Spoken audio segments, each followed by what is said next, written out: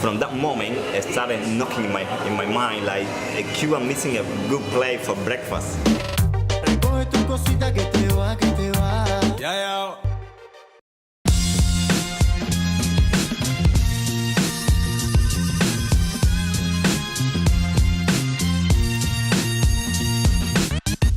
Let's be honest, most people don't come to Cuba for the food. Yet a new gastronomic scene is emerging. Private restaurants are thriving, and the entrepreneurs behind them, well, they're facing a minefield of challenges every day. To understand what's behind the challenges and why the food business is unlike anywhere else on earth, we need to first see how Cuba eats. More specifically, how the state feeds its people.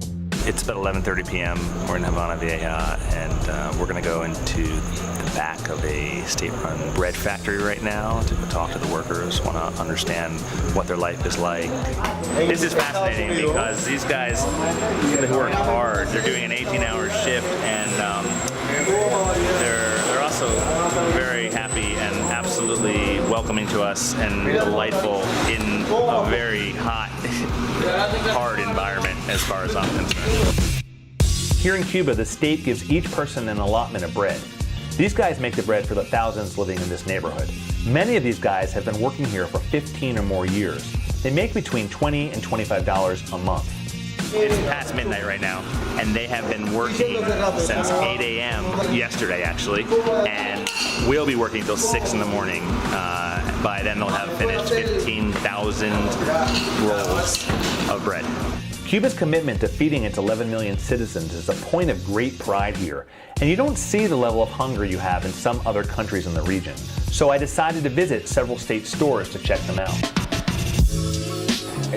Queso, picadillo, salchicha de pollo, liberado. Y lo demás es la canasta básica. Everyone here in Cuba gets a ration book. It doesn't matter where you are on the economic scale. Even if you have a good amount of money or you have no money, you get the basic necessities taken care of. Eggs, oil, there are some meats, juice for the children, rice, beans, a very small portion of coffee, not enough for me. While everyone gets these staples, it isn't enough to live on. There are also state-run markets, and for decades the state ran all the restaurants too. So the government had its hand in essentially everything you ate. For years here in Cuba, the state ran all the restaurants. So if you wanted a plate of food like this, you know, the state supplied the chicken, the state supplied the rice, all the ingredients were supplied by the state.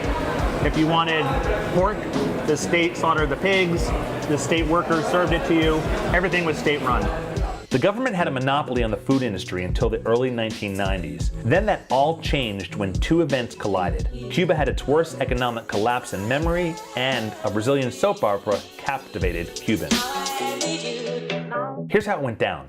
When the Soviet Union fell, it took Cuba's economy with it.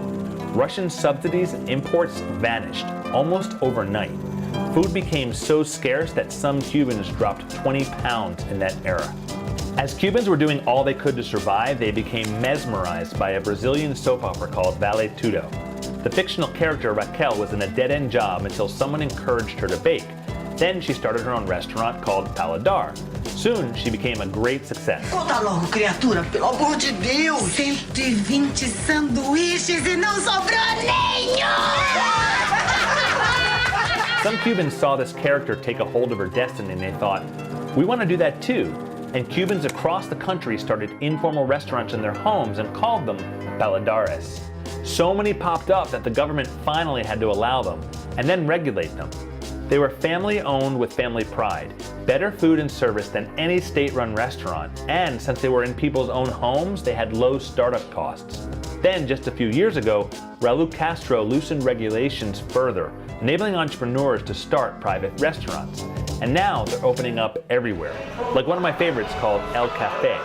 El Café came to my rescue when I first faced the reality that Cuban sandwiches, like the kind I grew up with in Miami, don't actually exist here in Cuba. I talked with Nelson, the owner, about his food and what it's been like starting a restaurant here. Do you want to tell me the ingredients to your pulled pork sandwich? Yeah. The recipe? Yeah. Okay, good. Pork, garlic. You say the recipe. Pork, garlic. Is that Nelson's version of a Cuban sandwich? Yes. Yeah. It's quite different. It's I think it's a modern. El Café's Cuban sandwich. Exactly. Yeah. And what have some of the challenges been? I think get good vegetable fruit, it's quite difficult to get stuff here in Cuba. Nelson tells me he's kept his menu simple so that he can use ingredients he can find instead of relying on the black market, which is what most restaurants are forced to do here. Ingredients are one of the trickiest factors about running a restaurant business in Cuba. For instance, while Cuba is an island, seafood is a challenge to get here. There are limiting laws on selling it, so restaurants often have to have a black market fish guy. And though fish is listed in the ration notebook, no one I talked with has ever gotten it. Beef is even more difficult to get. You can be sentenced to 4 to 10 years in prison for killing a cow, so Cubans eat a lot of pork. Yet, there are entrepreneurs who are countering this, and a whole farm-to-table movement is emerging in Cuba. They don't term it as such, and it's not done as a trend, but it is changing the Cuban menus and how Cubans eat. I meet up with an entrepreneur named Uni who is ultimately helping Cubans reimagine their diet by connecting them to their source of food. Y entonces esa nueva relación con la tierra te da alegría. Es una forma diferente de vivir. Uni and her team seem to draw on that Cuban spirit that turns limitations into assets. Las necesidades económicas que hay en nuestro país, sino que utilizamos los vegetales de todas las formas posibles, ¿no? Finally, I head to El Cocinero, a pioneer in the private restaurant sector. And Sasha Ramos, one of its founders, happens to be no run-of-the-mill entrepreneur. He's a modern-day Robinson Crusoe, a poet and a pioneer. Cuando creamos El Cocinero, pensamos en que era nuestra oportunidad de hacer algo importante en la vida. Hoy nos estamos dando cuenta que sí, que estamos cambiando la visión de la gastronomía cubana. No trampa de turista, no Buena Vista Social Club. El Cocinero looks like it could be in New York or Milan, but this has been no small feat to pull off here.